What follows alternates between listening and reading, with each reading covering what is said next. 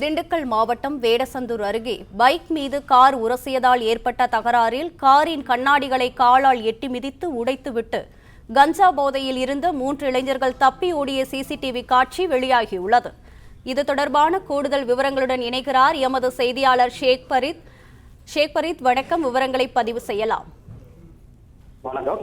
திண்டுக்கல் மாவட்டம் வேடசந்தூர் அருகே கூத்தாப்பட்டியை சேர்ந்த விஷ்ணு மும்பையில் உள்ள தனியார் கம்யூனிஸ்ட் இன்ஜினியராக வேலை பார்த்திருக்கிறார்.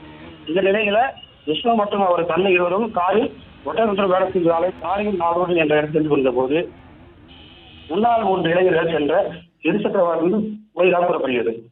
இருசக்கர வாகனம் ஓடியதில் கார் ஆற்றவடைந்த அந்த 3 இளைஞர்களும் விஷ்ணு மற்றும் அவர் தந்தையை ஆபாசமாக பேசி காட்டப்பட்டனர். கஞ்சா பகுதியில் இருந்த இளைஞர்கள் பின்புறம் வேட்டை சென்றனர். விஷ்ணு சாலை நாளோடு பகுதியில் கார் ஏற்றியுள்ளார்.